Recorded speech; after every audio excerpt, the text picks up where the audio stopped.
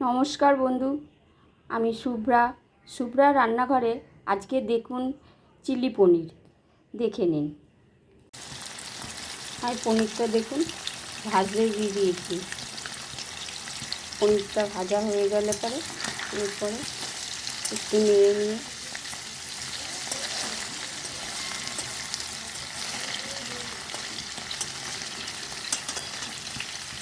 তারপর আমি নামিয়ে দেবো। আমার পনিরটা ভাজা হয়ে গেছে, এরপর আমি পেঁয়াজগুলো দিয়ে দিচ্ছি।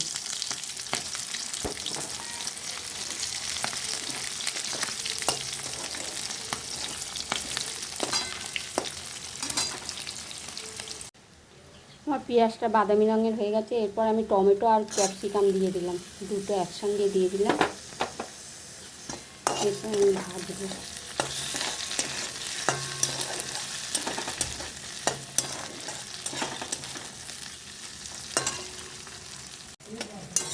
আর এটা ভাজা হয়ে গেছে, এরপর এবার আমি আদা রসুনের পেস্টটা দিয়ে দিলাম।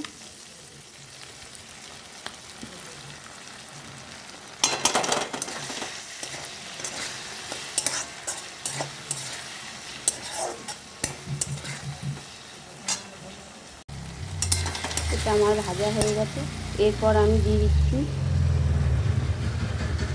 হলুদ গুঁড়ো, লবণ আর লঙ্কার গুঁড়ো সব হলুদ গুঁড়ো, লঙ্কার গুঁড়ো, লবণ আমি সব একসঙ্গে দিয়ে দিলাম।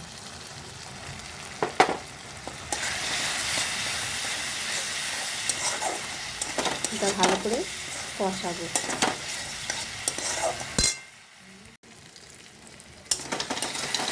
আমার কষানোটা হয়ে গেছে, এরপর আমি একটু চিলি লঙ্কা দিলাম, চিলি সস দিয়ে দিলাম, 1 চামচের মতন একটু সয়া সস দিয়ে দিলাম।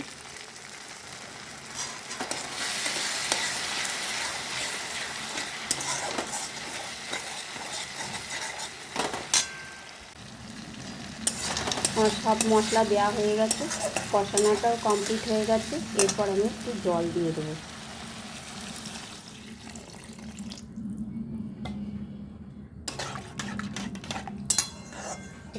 ফুটে গেলে পরে পনিরটা দেবো, দিয়ে তারপর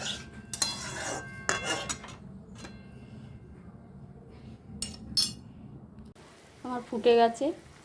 এইটা আমি এবার ধনেপাতাটা দিয়ে দিলাম।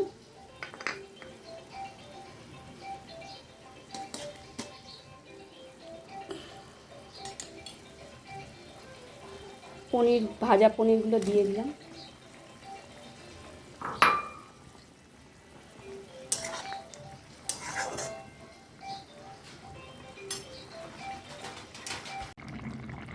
আমি শাহি গরম মশলা একটু 1/2 চামচ দিয়ে দিলাম। এবার আমার রান্নাটা কমপ্লিট হয়ে গেল। একটু শুকিয়ে গেলে পরে আমার মোটামুটি হয়ে যাবে। আমার চিলি পনিরটা হয়ে গেছে কমপ্লিট, এবার আপনাদের নামিয়ে দেখাবো। দেখুন বন্ধুরা, আমার চিলি পনিরটা আমার কমপ্লিট হয়ে গেছে। দেখুন, আপনাদের দেখিয়ে দিলাম। দেখেন কত সুন্দর কালারটা এসছে। দেখুন,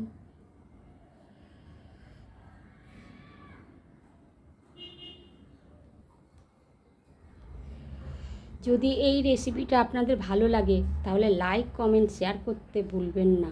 টাটা।